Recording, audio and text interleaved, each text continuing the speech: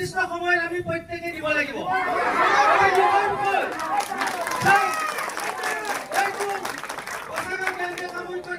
কি অৱস্থা আছিলে আপোনালোকে জানে? আৰু সেই অৱস্থাৰ পৰা আজি ইমান সুন্দৰ এটা অৱস্থালৈ আমি ভাৰতীয় জনতা পাৰ্টি তৰফৰ পৰা 70 লাখ টকা ইয়াতে দি এই ভৱনটি নিৰ্মাণ কৰিলো। অতি দুখৰ বিষয়, আমাৰ অন্তৰে আজি কান্দিছে। গতিকে আপোনালোকে ইয়াৰ প্ৰকৃত বিজেপি চৰকাৰৰ মুখ্যমন্ত্ৰী কোন হ'ব? হিমন্ত বিশ্ব শৰ্মা ডাঙৰীয়া মুখ্যমন্ত্ৰী হ'ব। গতিকে আমি অসমত বিজেপি চৰকাৰ লাগে নে নালাগে? অসমত বিজেপি চৰকাৰ লাগে নে নালাগে? লাগে ন? গতিকে যদি অসমত বিজেপি চৰকাৰ লাগে, আমি নাওবৈচা সমষ্টিৰ পৰা কাক জিকাব লাগিব? কাক জিকাব লাগিব? লাগিব।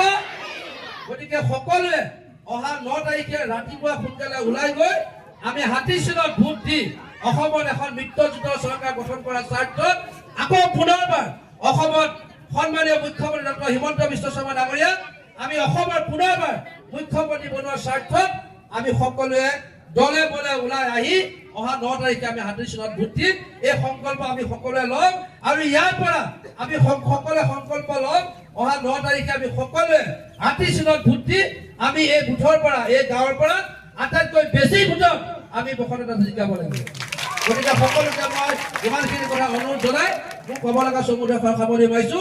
বসন্ত দাস, বসন্ত দাস, ভোট দিম কৌ, ভোট দিম কৌ। ধন্যবাদ। এইখন গাঁৱত 1 পইচাও নোহোৱাকৈ প্ৰায় 67 জন আমাৰ একেবাৰে নিৰীহ একেবাৰে নাইকিয়া মানুহৰ ঘৰৰ ল'ৰা ছোৱালীয়ে চাকৰি পাইছে। এইখন গাঁৱত 11টা নামঘৰত আমাৰ যিটো আঁচনি 11টা নামঘৰত আমাৰ গভৰ্ণমেণ্টে পইচা দিছে। এইখন গাঁৱত এই সংঘত আমি 70 লাখ টকা দিছো। এইখন গাঁৱত 50 লাখ টকা দি আমাৰ আটাইতকৈ বহুদিনীয়া সমস্যা মাৰ্কেট চেটটো বনাই দিয়া হৈছে। এইখন গাঁৱত 4টা জেএছএম হৈছে। এইখন গাঁৱত প্ৰায় 40 লাখ টকীয়া 4টা সোলাৰ স্কিম হৈছে।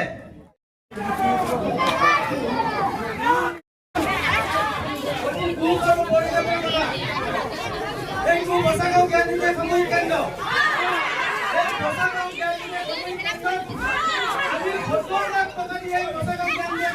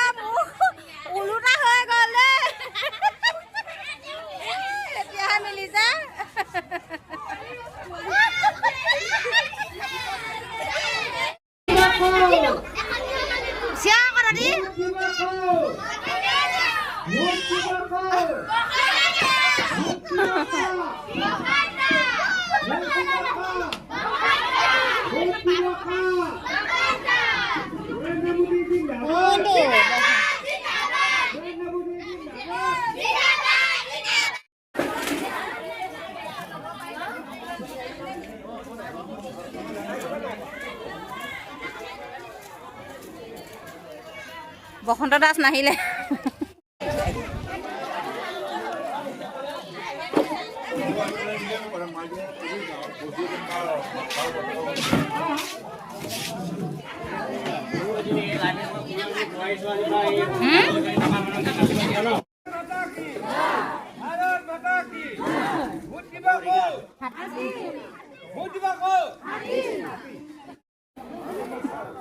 যাওঁগে যায় নে নাযায়?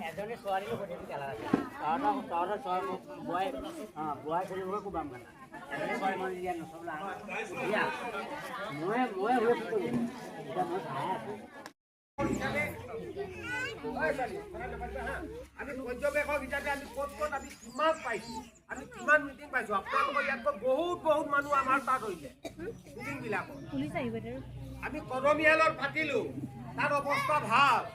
কমলাবৰীয়াত পাতিলোঁ, তাত অৱস্থা ভাল। সোণাৰী চিৰিং চুকত পাতিলোঁ, তাত অৱস্থা বেছি ভাল। হেমচুৱাত পাতিলোঁ, তাতো বেছি ভাল। আহোমগাঁৱত পাতিলোঁ, তাতো বেছি ভাল। দেওবিল খ্ৰীষ্টিয়ানত পাতিলোঁ, তাতো ভাল। ৰৈয়া বকলত পাতিলোঁ, তাতো ভাল। ৰ'ব আপোনালোকক কথাটো ভাঙি দিছোঁ। দিহিং গোহাঁইঘাট বাপাঘাটত পাতিলোঁ, তাতো আৰু ভাল। সোণালগাঁৱত পাতিলোঁ, আৰু ভাল।